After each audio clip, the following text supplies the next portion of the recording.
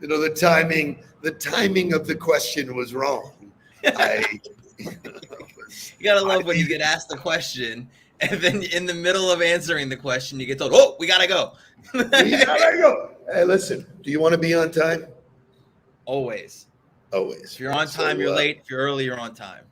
Good morning. Good morning. Good morning. It is Friday. What happened to this week? Flew by. Wow. Just tremendous. That's what happens when you're in it. I mean, it flies, man. Boom, fun, lots of calls. I wound up doing the first session of Tell Me Something Good last night with one of our clients who's on the West Coast, John Breckenridge. What a great interview. But for me to be doing stuff at 5 o'clock, I'm a 3 to 3 guy. 5 o'clock, way out of my comfort zone, but we got it done. What's your highlight from yesterday? Well, where are you? I see this new backdrop. Where are you? What's happening today? So I am at Starbucks. I'm out in the world. I'm actually wearing a blazer. And I'm wearing a belt, which is an indication that the bloat is gone. So, you can wear a belt. Like you're happy about the ability to wear a belt. The detox is working. I don't know if you can notice, the difference in my face, but I'm wearing a blazer that fits. I feel good. And the reason why I am here is that when we are done with the huddle, I drive across the street to our new office, which I am so jacked about. And we will be doing today's presentation live from the Innovation From the office. Yeah. Super excited about that. Yesterday's highlight for me was probably going back and forth with Josh McIntosh from Venture. Great conversations, great dude, always with him, but putting the final touches on how On the Ball might be able to help Venture in 2022. So always great to connect with him. And I don't know, just something about like when you really connect with somebody prior to that holiday break, and then you kind of take the break away, then you come back. It's like really good to reconnect and hear how their break was and what was going on. So all great stuff. Well, just to validate our strategy, you'll see the podcast, Tell Me Something Good Tuesday, but here's a little teaser. John Breckenridge and I have never met. He had asked some questions to his network about how to get better at virtual. Somebody mentioned my name. He reached out. We had a little bit of back and forth. We connected on LinkedIn, but he followed me for 4 months, studying me, educating himself, and then called me and said, or I actually think I reached out and said, "You ready?" He goes, "Yeah." So we have been working together for a year. I've never met. Wow. And I'll be in San Diego on the 22nd. He and his wife are flying down to San Diego from Sacramento to have dinner with me Saturday night. So it is like, wow, man. That's awesome. It's so fantastic. Henry, you got it right. You know what? I want to do this all the time. I don't want to get to the place I got to in December, which was complete gluttony. It's one of the 7 sins. It's a sin, man. It sucked, man. I was like King Tut, man. I had this big old gut. So good morning, Todd Pearson. Welcome back to the huddle. Boom, boom, boom. Let's play some music. I got a ton of fun stuff today. We're going back to school. Shay, give us some wake-up music. Help, yeah. Wake up, everybody. Get up, get up, get up, get up. Wake up. Come on, come on. Wake up, everybody. Teach a new way. Maybe then they'll listen what you have to say. Wake up, everybody. No more sleeping in bed. No more about to thinking. Time for thinking ahead. Come on now.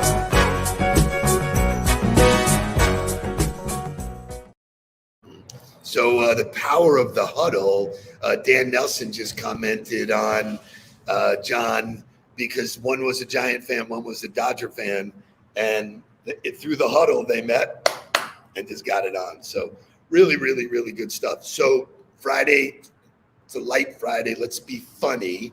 I want to show you a word that is just doesn't make sense to me. Okay. So Shay, show me the word of the day.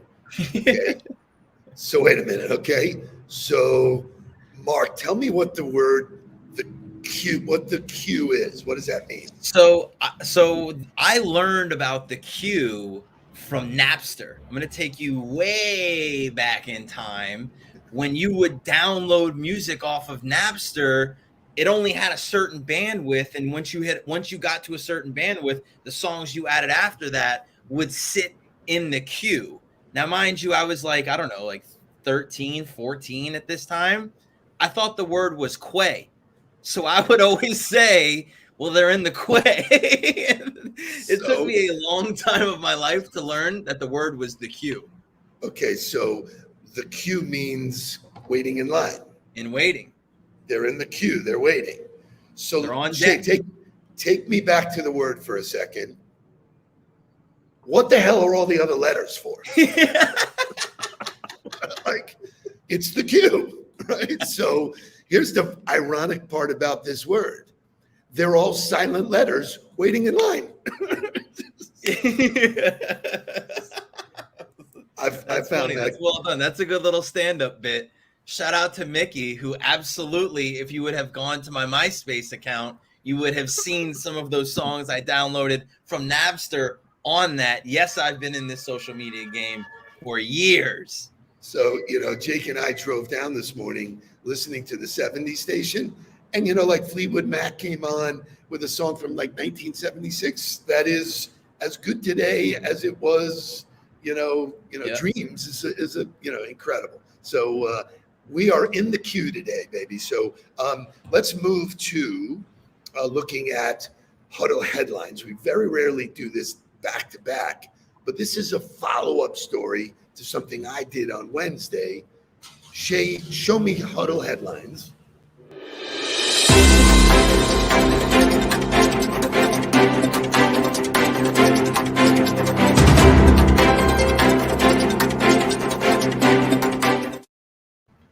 So that music is pretty cool. We got great feedback on Huddle music, Huddle headlines.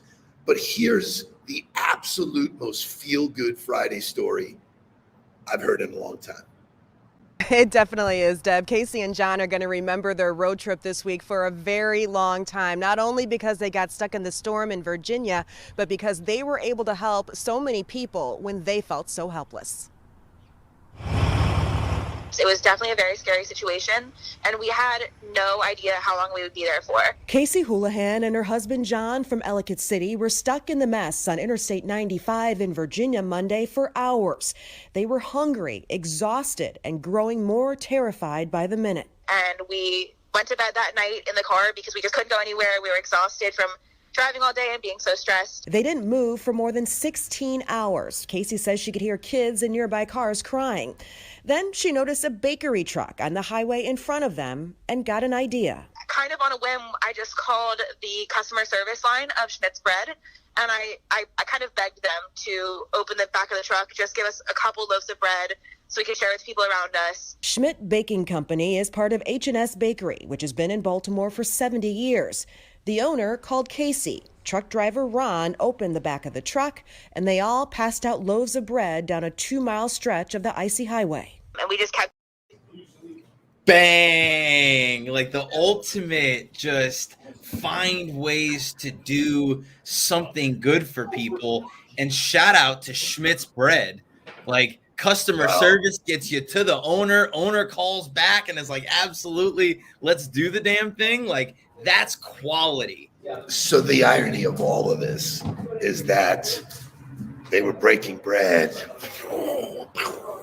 So I love that. I love that's a mission statement of ours. It's in the Bible. It's the number one way to build a relationship, and boom, break bread together. And there they did it. And if you follow up that story, the CEO of the company did a press conference, which what an opportunity. And he said, I never thought that my organization in Baltimore would be feeding people directly in Virginia on the road. So, these are things that are happening around us. Living here, we didn't hear that story. You had to go search for that story. There's a lot of goodness still happening out there. Focus on the good. And then this story, which comes from the show Ellen. just amazing, the type of people that are growing up, the next generation. Let's take a look at Captain Carl. Nice to meet you. It's so nice to meet you. You look very nice. Thank you. You look nice too. Very. That's so nice to say. Thank you so much. This is amazing. Now, do I call you, first of all, do I call you Callan or Coach Cal? Doesn't really matter, but I think Coach Cal has a really good ring to it, and coaches are like a leader, and like they coach hockey teams and a lot of like sports. So, Coach Cal's good. Whatever you prefer. All right. You know, you have a lot of energy. Have you always had this much energy? Like you gotta give like a lot of energy to give those like motivational speeches. So like I always give like the motivational like hand movements to get those people motivated in speeches. Yeah. Right. I would imagine if this was happening when you were in the womb, it was very uncomfortable for your mother just to have all those pointings. Hey, how did you get to do this? It's the Peterborough Pete's, right? Yeah. And how did you get to do that? So my mama told me about the audition, and as soon as I heard about it, I'm like, I want to win that competition. I want to give a speech to those boys, and it worked. So I was so excited, and when I gave it, it was like just so happy just to give the speech to those boys like Avon and Tucker and McTavish. Yeah, wow. I like that you call them boys. So excited to give it to you. Okay. For 19 seasons, you have given your all on this stage. You danced hard, you joked hard, you laughed hard, you cried hard, and you gave hard. So when it's time to say goodbye and turn out the lights, just remember that you, Ellen, will always get to W because you have given whatever it takes to be you. So just keep working hard and staying positive and making people laugh because you are a legend. So let's get fired up and go out there and get the W today and every day. Let's go, Ellen!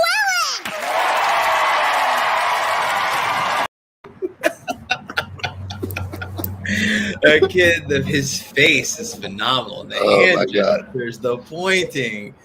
And I love that he's calling himself Coach Cal. I love that. So I'll be interviewing him today to replace Jake.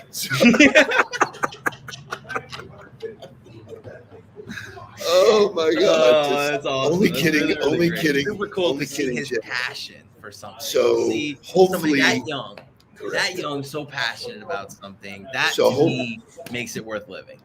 Hopefully, everybody watching this feels good about that. Put a smile on your face. Do that to someone else today. You know, I got the smile. I'm sharing it with you. People remember for later on in today's show about sharing.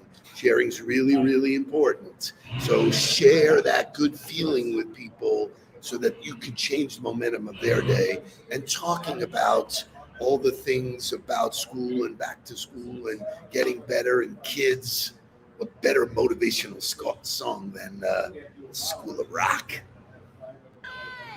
We're the School of Rock, and this song was written by our own Zach Mooneyham.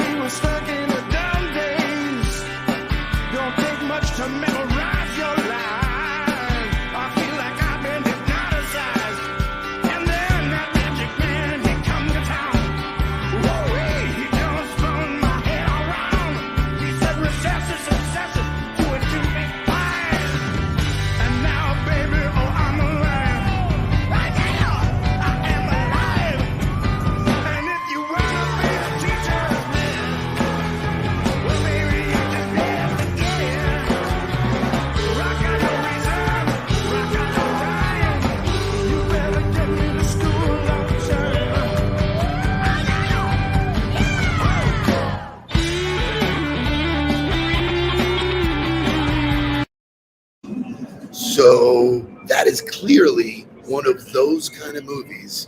Whenever it's on, you're in. Feel Watch good. it. You just feel good watching it the whole time. Better. Nobody better than Jack Black. And the music's really good. Very quality. Is fantastic. So why did I play that song today? Because this whole week, everybody's sort of getting back to business, getting back to school. And I found this article years ago, and I forget who wrote it. Robert Morgenthau, I think is his name. But he goes, everything you need to know, you already learned in kindergarten. Like, what? Okay. So I thought it'd be fun in this first week back to business that we talk about what you learn in. So do you have the list in front of you or not? I do. Okay. So what is the first one, referring back to the beginning of the show? Share everything. Be a sharer. Sharing is caring. And I think, that's something that I think people struggle with the most when it comes to how do I enter into the social media world? How do I get involved on a daily basis? If you just have the mentality of you're willing to share everything that you know, everything that you have, it becomes very easy. So it's fundamental. We learned it. Kindergarten teachers say, okay, kids, share. Then you grow up and you forget all about that. The power of social media, it's a giving medium. Share. Here's my gift. Let me share it with you. And the most fascinating thing is it boomerangs right back at you, comes right back at you in ways you cannot imagine. So fundamentally, if you go into life with, I've been given these gifts, how do I share them? Like your toys. No, I'm going to take my ball and go home and play. It's no fun to play alone, man. Let's play together. Give. The right ones will raise their hand and pay you for it. So I love that one. Number 2, go with it. Play fair. I'm out. I'm not playing fair. I disagree. I'm not buying into that one. I don't play fair. I don't play fair at all. I try to get every edge, every angle that I can. And I think, when I talked about information being a pillar of success, information allows me to play unfairly. If I have more information on you than you have on me, I have an edge to be able to steer the conversation, to be able to ask the questions I want to ask. So I actually don't play fair. I play unfair. I try to get the edge all the time. So it's really funny. So I get the list and I look at it and I go, number 2, I don't really agree with. Let me tee it up to Mark. Let me see what he does. It's not my list. I'm just sharing it. So it's really cool. So I'm thinking about it. Because there's another one that I think I want to amend.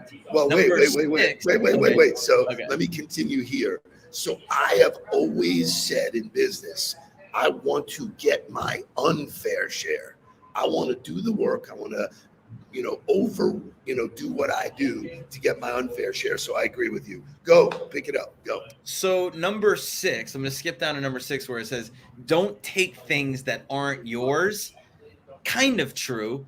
Don't take things that aren't yours and take credit for them, but absolutely take things that aren't yours, make them your own, and give credit of where it came from. It was really funny. Jake and I were going back in our football files to look for some things that we needed to share with some of our clients. And we were looking at them and he goes, oh my God. He goes, I have all of your files from when you worked at the University of Florida. Why? Because that guy took what was mine and instead of giving credit and putting his own spin on it, just recreated or tried to recreate the things that I did. That doesn't ever work, not for the long run. It might get you through that short little stint of pretending, but when you take things from other people and then make them your own and give credit to where it came from, it only helps you become more successful. Yes, so all of this stuff kind of works together. In the beginning of all of this social media craze, I was like, give it away. What are you, out of your mind? It took me 40 years to create this shit. I'm not giving it away. And then, conventional wisdom went away. And I said, even if I give it away, they're not going to produce it like me. It's mine. It will always be mine. I can share it with people. I can make people better, but it's really hard to do that on your own. And so even the guy at the playbook didn't produce the results that you produced. Correct. Because it's a lot about the delivery. It's a lot about how you do what you do. So number 12 always sticks out at me. When you were a kid, in the middle of the day, they told you got to take a nap. Nap time. I think nap time is brilliant. There's Why did actually that go a lot away? of science behind it. There's a lot of science behind it. Why did that go away? Shout out to Eric Corum, who did his PhD study at the University of Kentucky as he was the high performance coach on sleep, and taking a 20-minute power nap in the middle of your day, right after lunch or somewhere in that hour after you eat lunch. And there's like a whole science to it, like elevating your feet, putting yourself in a dark place and covering your eyes, and it refreshes you and does things for your brain and your cognitive ability. So it's wild what napping can do. That's not something that I live by, but I know that there's truth to it. And I do. The way my day is scheduled, I'm on the hour or on the half hour. So I take 15-minute, just boom, totally recharge, totally works for me. Not 30 minutes puts you in a trance. 15 minutes of quiet, alone time, the right calm music, all that kind of stuff. So there was one more that I wanted to do here, and it's number 14. And believe it or not, I write about it in my book. Did you know that I wrote a book as well? I can't wait till I can say that. I can't wait till I can say, oh, and I wrote about this in my book. Oh, shit. It's unbelievable, man. Somebody ordered 15 books yesterday. I'm so excited, Somebody said, oh, I bought your book and did this. Still kills me. But this, be aware of wonder. And one of the things I write about in my daily habits, my daily thing, is an aha moment. Make sure you have an aha moment every day. In kindergarten, you were floored all the time. You were always talking about, oh my God, magic, and look at that, and all the things, the colors, everything was an aha. Now we're so fucking jaded. We don't do any of that stuff, right? Find your aha moment. For me, the two headlines that I shared with you today are aha moments. There is good in life, And so finally, to close today out, kindergarten teaches you that you need a support group. You're not in kindergarten alone. You're in with a support group, all through life. Different people are put around you.